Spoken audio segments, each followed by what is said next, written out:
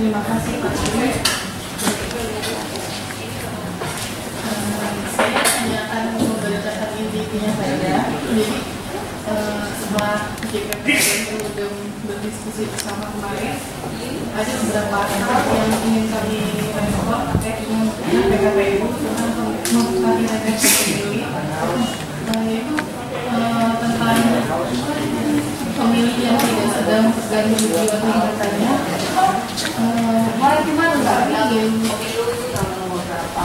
Kami ingin merespon, yaitu pada pasal 4 ayat 3 di PKPU itu disebutkan bahwa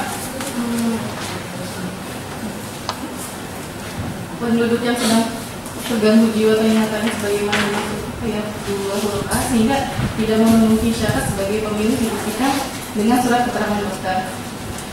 Jadi ketentuan ini kalau menurut kami bisa menimbulkan di satu pihak bisa menimbulkan masalah bila ada misalnya KPPS yang tidak suka dengan pemilih yang tertentu itu, jadi dia bisa saja menuduh seseorang yang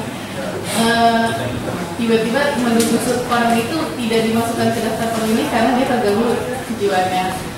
Tapi dengan adanya surat keterangan dokter itu jadi seseorang itu tidak dia masih punya hak pilih. Jadi orang itu tidak dengan mudah, seorang KPPS atau seorang petugas itu menghilangkan hak pilih seseorang dan menuduh seseorang terganggu jiwanya atau ingatannya. Jadi kami mendorong agar surat keterangan dokter ini jadi pada dasarnya setiap orang itu kan punya hak pilih, jadi semua orang didaftar kecuali orang yang kehilangan hak pilihnya itu kalau dia sudah dinyatakan menurut surat dokter dia itu sakit hilang ingatan atau terganggu jiwanya.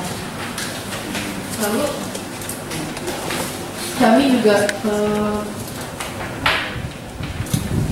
untuk ingin respon karena di PKPU itu juga ada setiap TPS itu jumlahnya 800 orang.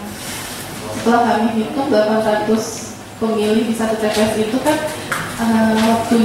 dari waktunya sendiri saja tidak cukup, karena dari jam 7 sampai jam 1 itu hanya 6 jam, dan itu kalau dihitung itu sangat kurang untuk 800 orang memilih di satu TPS itu. Padahal di simulasi yang hari ini dilakukan oleh KPU saja itu 400 orang, dan itu setiap pemilih itu bisa menghabiskan waktu 1 menit sampai 3 menit untuk memilih dari dia datang ke TPS sampai dia keluar. Sementara 6 jam itu ada 48 sementara kalau 800 orang itu kan kalau satu orang 1 menit saja itu membutuhkan 48.000 jam, dan itu sangat kurang dari waktu yang 6 jam itu, padahal 6 jam itu hanya 21.000 detik. Jadi kami mendorong supaya paling tidak di satu TPS itu cukup 450 pemilih di satu TPS dalam pilkada, karena kan ada 9 provinsi juga yang melakukan pilkada gubernur dan juga pilkada kabupaten kota. Di PKPU juga ada rekapitulasi, bukan cuma rekapitulasi DPS menjadi DPT, tapi ada rekapitulasi DPT 1. Itu yang kami usulkan agar sebaiknya rekapitulasi itu tidak dilakukan berjenjang seperti awal di DPS. Jadi lebih baik langsung rekapitulasinya itu di KPPS-nya saja. Jadi tidak perlu dilakukan di PPK, dilakukan lagi dan berjenjang ke kabupaten, kota, atau provinsi, karena itu akan memakan waktu. Jadi DPT 1 itu juga kan jumlahnya tidak terlalu signifikan, dan kalaupun ada DPT 1 itu dia tidak mempengaruhi jumlah surat suara yang dicetak juga. Jadi sebaiknya tidak dilakukan rekapitulasi secara berjenjang lagi, karena kan sangat memakan waktu di setiap jenjang rekapitulasi yang dilakukan nanti, dan itu juga akan memakan biaya juga untuk agar pilkada juga akan tambah membengkak. Jadi mungkin selanjutnya Mas Pur atau Mimin akan melanjutkan. Ya, terima kasih Mbak Lia. Ada dua hal yang paling penting disampaikan tadi. Pertama terkait dengan pemilih yang diduga sedang terganggu ingatan atau jiwanya.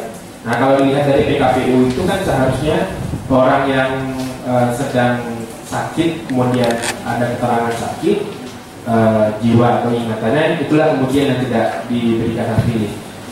Tapi kita mengusulkan seharusnya dibalik. Semestinya orang yang pernah mengalami sakit jiwa atau ingatannya, itulah kemudian yang seharusnya memiliki surat keterangan telah sehat dari sakitnya. Nah, kemudian juga soal jumlah pemilih per TPS, dan ada beberapa nomenklatur baru dalam daftar pemilih yang mungkin coba dikomentari oleh Mbak Nisa. Silakan.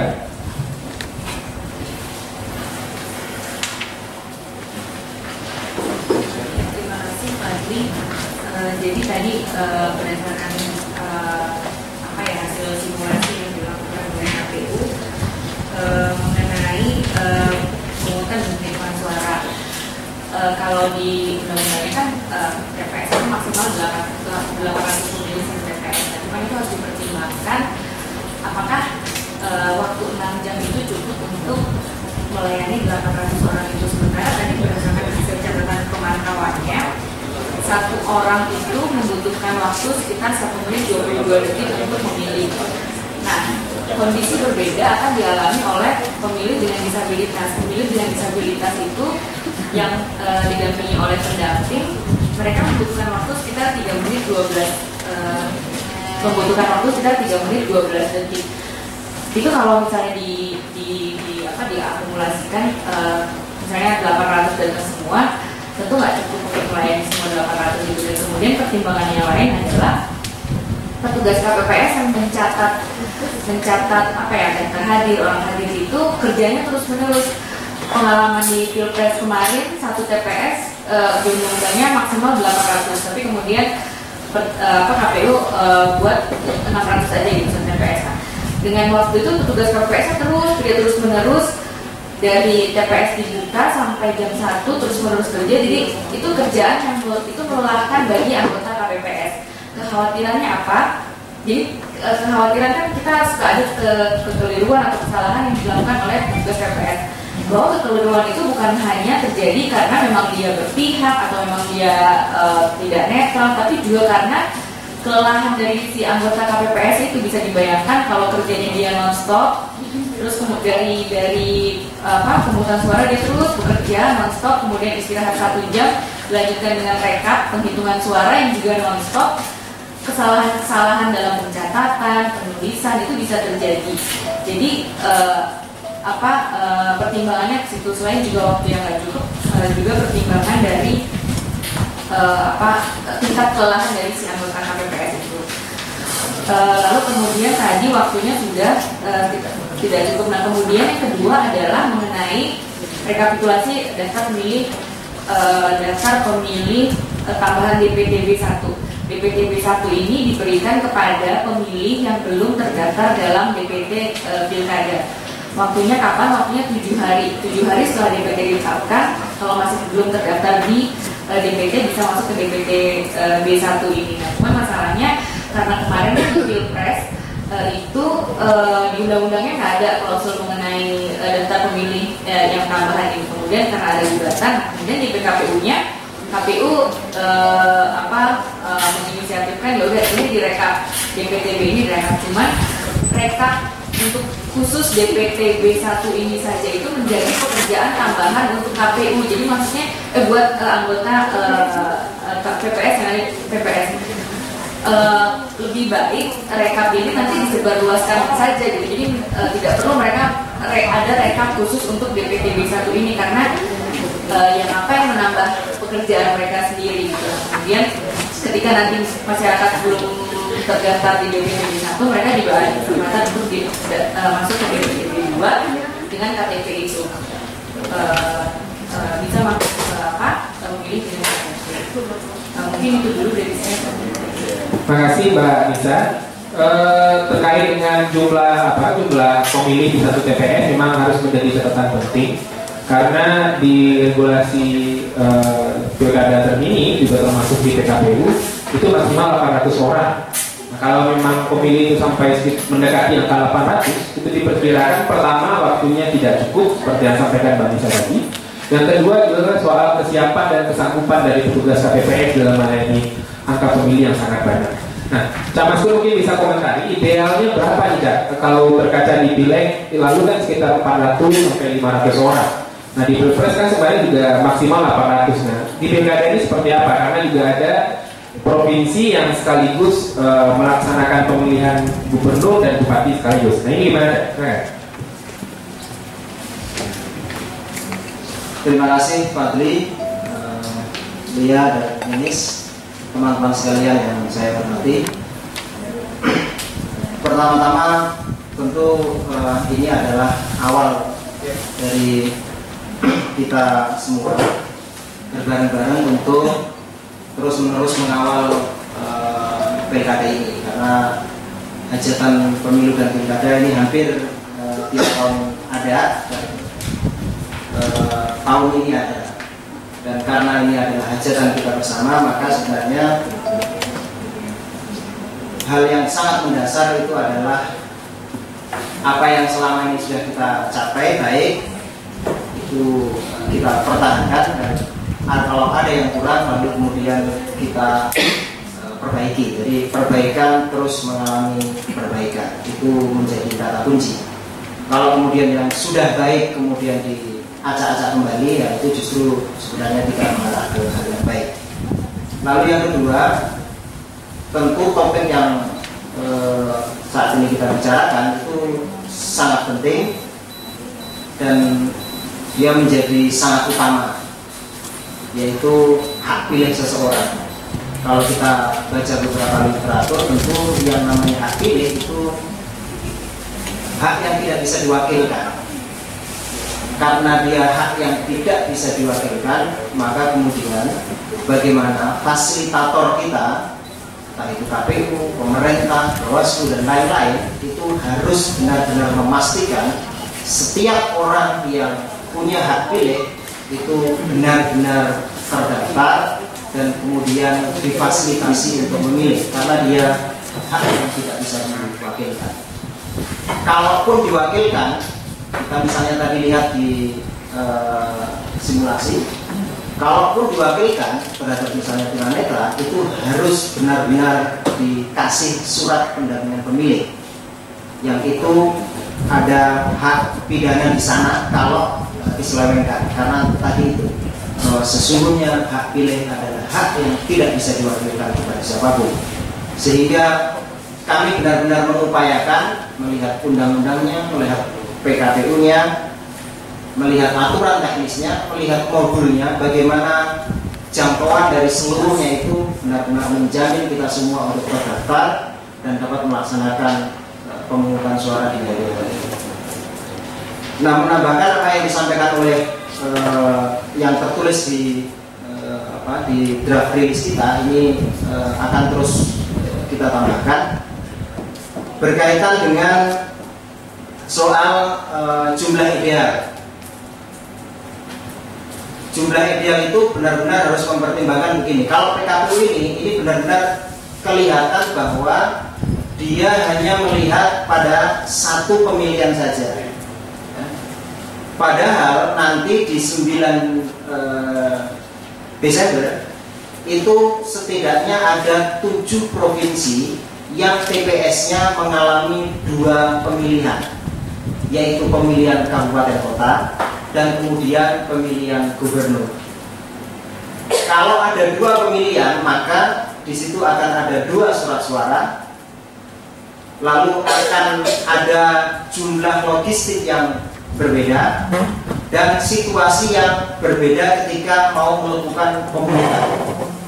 Nah, karena situasinya berbeda terhadap 7 provinsi, sementara PKPU-nya ini hanya mengatur kepada yang satu, maka sebenarnya itu harus dilihat ulang. Pertama itu. Yang kedua, terdapat ketentuan bahwa tidak boleh menggabung desa. Kalau tidak boleh menggabung desa, maka sebenarnya inilah ada kekhawatiran orang lalu kemudian tidak bisa melakukan pemungutan suara karena misalnya jaraknya jauh, atau karena misalnya jumlahnya 800 orang dengan jumlah desa yang dapat segitu, ketika TPS-nya ditaruh karena dia harus memilih ke TPS tersebut karena dia 800, itu jangkauannya jauh. Kalau jangkauannya jauh, maka orang lalu kemudian kita tentu jangan sampai orang malas untuk memilih hanya karena jauh. Apalagi kalau kita lihat misalnya tadi terhadap pemilih yang tunanetra, terhadap pemilih yang tunadaksa yang harus pakai kursi roda. Ini juga harus benar-benar dilihat bahwasanya penjumlahan data pemilih dalam satu TPS yang maksimal 800 itu apakah justru memudahkan atau menyulitkan terhadap orang ingin hadir di TPS tersebut. Yang selanjutnya selain apa yang disampaikan oleh teman-teman, saya ingin meng-highlight juga terhadap PKPU ini. Yang pertama, kalau bisa dilihat ya, yang pertama berkaitan dengan soal masukan masyarakat. Karena PKPU daftar pemilih ini memungkinkan adanya perubahan dari DPT sampai seminggu sebelum hari H. Istilah yang disampaikan oleh Lia, oleh Fadli, oleh Ninis. Data dari daerah pemerintah menjadi DP4, lalu dijadikan DPS, lalu dijadikan DPT, lalu dijadikan DPTB1, lalu dijadikan DPTB2. Itu prosesnya menunjukkan bahwa ternyata dalam konteks pemilih itu terus-menerus mengalami perubahan data itu.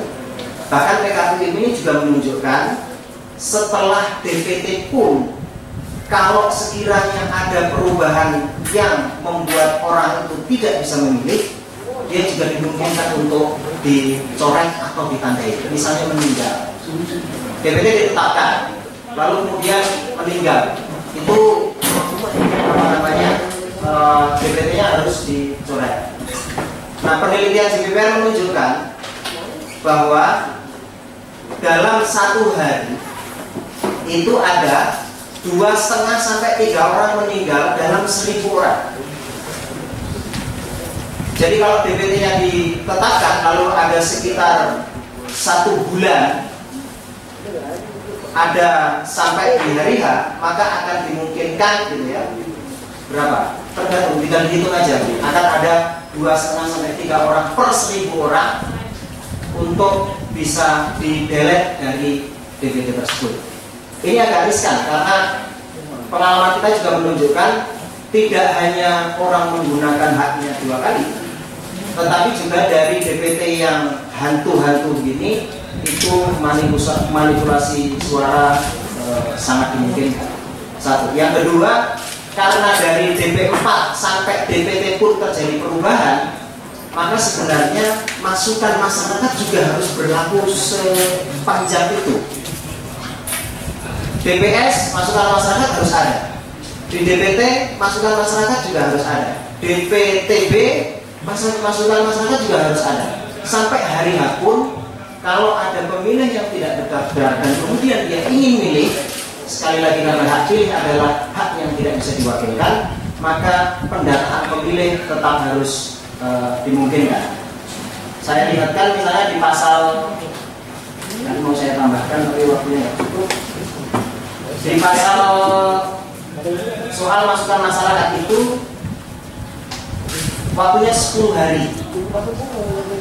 Nah, pasal 14 PKPU Undang-Undang Data Pemilih itu pasal 14 berbunyi begini: PPS mengumumkan DPS pada tempat yang mudah dijangkau untuk mendapatkan tanggapan masyarakat selama 10 hari setelah menerima DPS sebagaimana yang dimaksud di pasal 13. Artinya bahwa dari sini secara eksplisit maka seakan-akan maka masukan masyarakat itu hanya ada di 10 hari itu. Padahal tidak begitu. Masukan masyarakat karena perubahan tadi terjadi di semua tahapan, maka sebenarnya masukan masyarakat itu bisa terjadi di semua tahapan. Ini tinggal dirubah saja bahwa masukan masyarakat itu bisa masuk di tahapan pemutahiran DPT. Itu saja. Dan ini tidak terpengaruh kok dari aspek apapun. Tinggal memasukkan, menambah dan lain sebagainya. Itu sesuatu yang sangat bisa kita lakukan. Lalu yang kedua, untuk sekali lagi menjamin, itu di pasal selanjutnya itu soal pemberian soft file. Ya, di sini juga ada. Jadi setiap pengumuman di setiap level, PPS, PPK, kabupaten kota, provinsi, itu ada soft file yang diberikan oleh KPU ke beberapa pihak.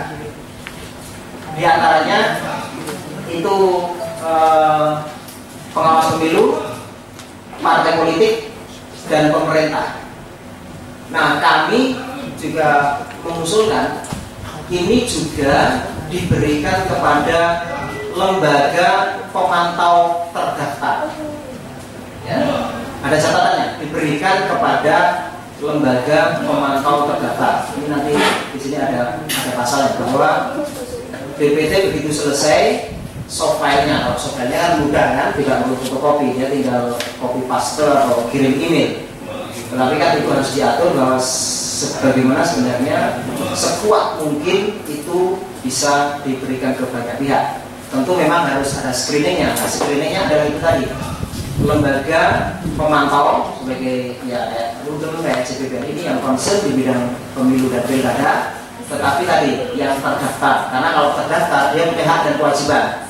Misalnya kalau DPT-nya itu kemudian dipakai, misalnya untuk jual beli, atau kirim surat untuk jual beli gitu ya, buat broadcast macam-macam. Nah itu yang kemudian dia punya larangan karena dia terdaftar. Nah itu bisa dimasukkan bahwa sebenarnya ada beberapa pihak yang mestinya bisa dipakai.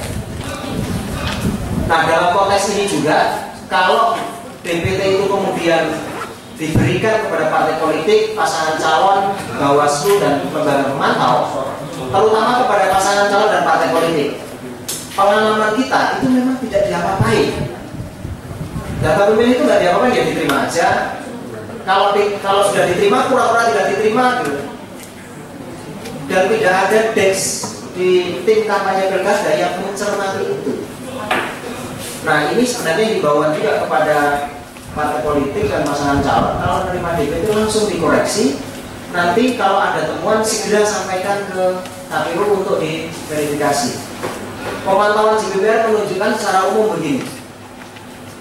Pasangan calon itu kalau punya pelanggaran pilkada itu disimpan buat tabungan nanti setelah rekapitulasi suara. Kalau menang pelanggaran pilkada itu, hasil savingan itu disimpan saja, tidak diapa-apain. Tetapi kalau kalah, maka lalu kemudian dibuka untuk misalnya soal gugatan, menyerang dan sebagainya. Jadi posisinya selalu begitu. Nah khusus untuk pelanggaran DPT itu tidak bisa begitu. Pelanggaran DPT itu sifatnya memang sifatnya perbaikan. Kalau ada orang tidak terdaftar atau di DPT sudah meninggal, ghost voter, masih di bawah umur, ada Polri dan TNI, maka pada saat itulah partai politik segera menyampaikan kalau ada temuan, ini loh ada sekian ratus yang mestinya KPU deret untuk membersihkan. Ya. Nah kalau pada saat itu kemudian ada temuan itu, KPU mudah membersihkannya atas misalnya rekomendasi Bawaslu. Kalau administratif kan KPU aja dibersihkan. Tetapi penyampaian ini itu harus pada saat pemutahiran data pemilih, bukan setelah rekapitulasi suara. Nah selama ini yang terjadi begitu, data pemilih amburadul menurut pasangan calon nomor 1 pilkada kabupaten kota ABC.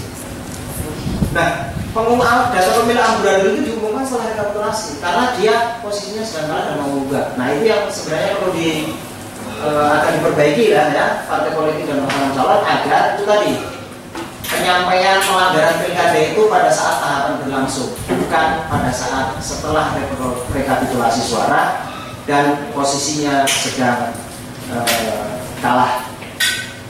Nah, yang terakhir saya kira berkaitan soal sistem informasi. Di sini memang ada disampaikan tetapi kurang detail soal sistem penyampaian informasi. Salah satu keberhasilan kita di pemilu pileg 2014 dan Pilpres adalah bagaimana KPU itu dapat, meskipun dengan sangat susah ya, meyakinkan orang lain. Kalau KPU mudah, tapi KPU meyakinkan orang lain agar data itu dibuka melalui SIDANE, SIPOL dan lain sebagainya. Nah, salah satu keberhasilan KPU adalah membuat SIDANE tampil di depan publik melalui websitenya. Karena dengan begitu, itu keterbukaan langsung terjadi dan dia bisa meningkatkan partisipasi. Misalnya saya orang Banyuwangi, untuk memastikan bahwa saya terdaftar, saya tidak perlu mengeluarkan transportasi beli pesawat ke Banyuwangi agar memastikan nama saya terdaftar atau tidak. Saya cukup membuka www.kpu.go.id, masuk ke bagian DPT, masuk ke provinsi, kabupaten kota, kecamatan, kelurahan, TPS, nama saya ada. Bahkan apakah saya terdaftar 2 kali atau tidak 2 kali, saya tinggal masuk ke search dengan nomor NIK KTP saya, lalu terdaftar itu 1 atau 2 kali. Bukan soal sistemnya, tapi menampilkannya di website langsung memudahkan banyak orang. Catatannya adalah apakah metode ini lalu kemudian bisa langsung diterapkan di pilkada atau tidak, itu tantangannya lain lagi. Sekali lagi, hasil pemantauan JPPR menunjukkan pada saat 2014, ini baru total ya, 1/3 dari KPU kabupaten kota kita itu belum mempunyai website resmi. Ya, KPU kabupaten kota. Jadi kalau misalnya berapa? 600-an lah ya. 600-an, maka hampir 200 itu tidak punya website. Bahkan 200 belum tentu di situ ada pilkada tidak, tapi ini hampir keseluruhan dari 600. Nah, kalau kunci dari pembukaan dari sistem informasi itu, keterbukaan informasi, kuncinya itu punya website atau tidak punya website. Mau lewat mana lagi? Mungkin bisa lewat Facebook dan lain sebagainya, tapi itu tidak terlalu standar. Nah, oleh karena itu sebenarnya tantangan kita untuk meneruskan perbaikan yang dilakukan, perbaikan yang dari KPU itu tadi harus dipastikan itu bisa itu, lalu bisa ditampilkan. Atau dengan cara lain, itu difasilitasi oleh KPU pusat, meskipun dengan jalur yang agak lebih rumit, ya. Jadi misalnya KPU pusat memfasilitasi semua kabupaten daerah yang tidak punya website agar kemudian bisa melihat di KPU saja, gitu ya. Kalau itu yang diambil, maka PKPU harus menyatakan itu. KPU memfasilitasi dalam konteks website kepada kabupaten kota yang tidak. Nah, bagaimana teknisnya agar nanti setiap kabupaten kota tidak melanggar PKPU dalam konteks sistem informasi. Karena sistem informasi itu dilakukan langsung juga oleh PPDB-nya, oleh petugas paling bawah, PPS-nya. Kalau PPS-nya tidak punya kapasitas, dibantu PPK-nya. Nah, sistem informasi yang sudah berjalan di tingkat bawah ini sudah harus fasilitasi dengan itu, dan kemampuan, kita tahulah bahwa kemampuan teknologis dari para penyelenggara itu di tingkat bawah itu memang masih butuh pelatihan. Dan dalam konteks ini membuat sistem informasi sekalian saja, dalam konteks ini misalnya dalam mengumumkan apa, gitu ya, mengumumkan DPT, masukan dari masyarakat dan lain sebagainya, gunakan semua yang sekarang itu dipakai. Kalau kita lihat di PKPU ini, pengumuman ke masyarakat pakai apa? Itu hanya ada 2 cara. 1 ditempel di kantor kelurahan, 2 ditempel di kantor RT dan RW. Sekarang kita mau berjudi, siapa di antara kita yang setahun terakhir ke kantor kelurahan atau kantor RT? Kalau tidak sedang memperpanjang KTP atau SIM. Dan pada saat memperpanjang pun kita lihat DPT nggak? Belum tentu, karena SIM kita masih panjang pada saat hari H atau pas pada mutakhir. Nah, ini juga kayaknya perlu agak ditambahkan. Ya. Sekarang kan sudah banyak itu. Ini bukan iklan. WA, BlackBerry Messenger, email, broadcast, SMS blast, apa lagi? macam-macam lah. Ini kayaknya hampir di semua kota kita bisa punya. Ya. Strategi-strategi itu karena kita juga bisa melihat bangun tidur kita kayaknya ngecek medicine kita, lihat WA, bukan pergi ke kantor kelurahan untuk ngecek tidur. Nah itu kayaknya bisa dimanfaatkan dan model-model sistem informasi yang agak lebih dekat, lebih mudah, lebih murah. Itu memang tantangannya bukan di masyarakatnya, tantangannya adalah pengelolaan di lembaga penyelenggara pemilunya. Dan itu sebenarnya tugas kita bersama untuk memberikan asistensi, memberikan peringatan dan menyebarkan. Terima kasih tadi atas waktunya. Selamat siang dan assalamualaikum warahmatullahi wabarakatuh. Baik, terima kasih Mas Kur. Menarik ya, ada beberapa hal yang mesti diperhatikan. Pertama itu terkait potensi adanya perubahan pada setiap tahapan penyempatan daftar pemilih. Meskipun DPS boleh ditetapkan menjadi DPP, masih tetap ada potensi perubahan. Nah, bagaimana mengakomodir ruang masukan publik dalam perubahan-perubahan tahapan dari DPP ini? Kemudian juga soal SIDALI, sistem informasi daftar pemilih yang diwajibkan dalam peraturan KPU, dan dalam penarikan yang disampaikan oleh Cak Maskur tadi bahwa ada sepertiga dari KPU Kabupaten Kota belum memiliki website. Meskipun itu belum diketahui ya, apakah beberapa yang sepertiga itu yang melaksanakan pilkada di periode pertama ini. Nah, semestinya ini menjadi perhatian juga oleh KPU, bisa merilis dan segera menyelesaikan persoalan kepunyaan website dari setiap kabupaten kota. Silakan teman-teman kalau ada yang ingin ditanggapi, diperdalam dari apa yang telah disampaikan oleh tiga narasumber kita. Kalau ada, kalau enggak, ada? Kalau enggak nanti bisa langsung ke masing-masing narasumber. Siap. Ada yang tambahkan Mbak Ninis?